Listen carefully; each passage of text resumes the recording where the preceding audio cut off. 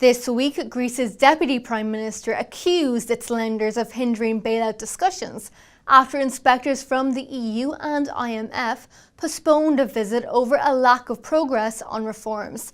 Now, lenders are concerned over the country's surplus target for next year and wants Greece to ease restrictions on bank foreclosures.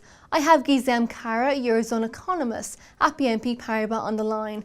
So do you think this is unjustified or quite reasonable?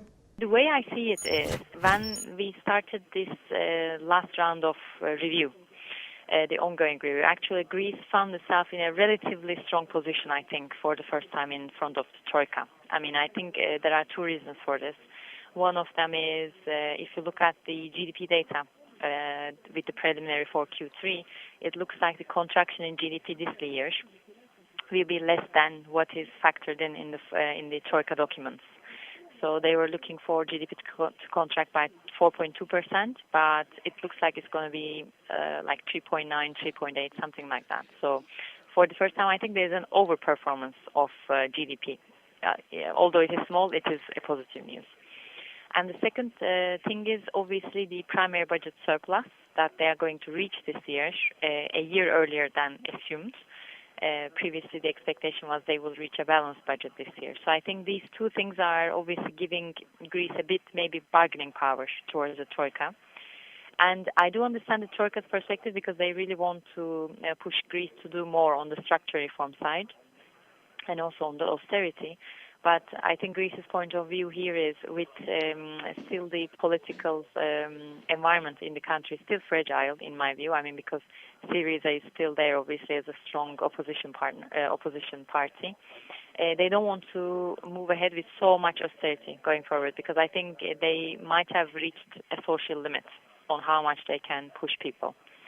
So, I do not think, in a way, what Greece is arguing is totally unjustifiable in that perspective. But of course, this is, as we saw from the beginning, these are negotiations on both sides. I think the way you do it is you go for the most thing that you can ask for, and then you compromise somewhere in the middle. And most probably in this round, it's going to be the same. So everybody starts from their own positions, but then reach somewhere in the middle. That's the way I see it. Now, we did see some positive news for Greece. Manufacturing output expanded for the first time in 4 years. Even though it is still in contraction, this does give us some hope. So do you think this is a start of an uptrend for manufacturing and improvements in other areas, such as in employment, where the decline moved at the slowest pace in 4 years? I think the way we see it is I totally agree that this is giving us some hope. Because at the end, we can kind of argue that Greece has seen the worst in terms of the fall in GDP, in terms of fall in manufacturing output. Most of the indicators are stabilizing, although at very low levels. At least they are stabilizing. So this is obviously the first step before we can talk about an improvement.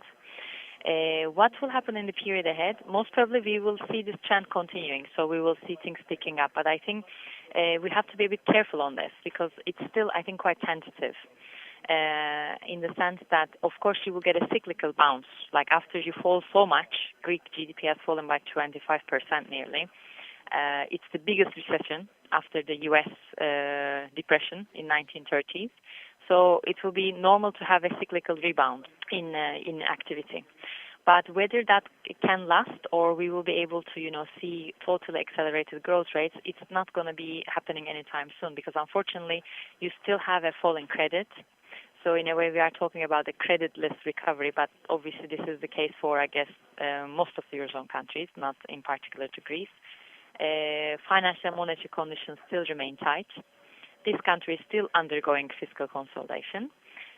So overall, of course, it's very positive news that we reached the bottom. But even if we, move upwards in an upward trend in most of the activity indicators, I think the recovery will be quite slow in Greece.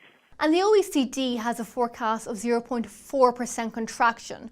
Now, what exactly is your forecast? Would you agree with the OECD or disagree? And what else should we be keeping an eye out for? I mean, for the coming months, just to tie up with your last question, because you talk about the OECD's forecast, which see a contraction in Greek GDP next year. We actually do not agree with that assessment. We have, as I explained to you, I mean, we do expect kind of a cyclical rebound in 2014. We forecast 0.6%. We revise that slightly higher compared to our last forecast. But of course, as I said, I mean, 0.6% is not a significant growth rate. And in the period ahead, I think there are two things that most probably will be, actually three things that we'll be looking at. In terms of the economy side, obviously what's going on in the activity data front is very important. Any GDP print will be quite interesting to see. Whether we are right in our view of the pace of contraction in GDP should ease further in the period ahead. And the other thing will obviously the fiscal consolidation front, because I think the more we get positive news on the fiscal consolidation side, this monthly state balance data will be interesting to watch, to see how much primary budget are we talking about for Greece. Because as long as they, I think, remain on that track, as long as we keep on getting positive news, it will be quite good for market sentiment towards Greece as well. And the last thing is politics. I think will be very interesting because once is obviously the negotiations between the Troika. Beyond this, let's say, fiscal gap for 2014 or the funding gap in general between like 14 and 15, it will be interesting to see whether, EU will be opening up to these concessions that they promised that they will give to Greece once they reach a primary budget surplus. I would assume we will hear something on that most probably before the EU parliamentary elections, at least some talk of it, even if they don't reach like proper conclusions, because there's a promise in place, so they have to, live up to the promises at some stage.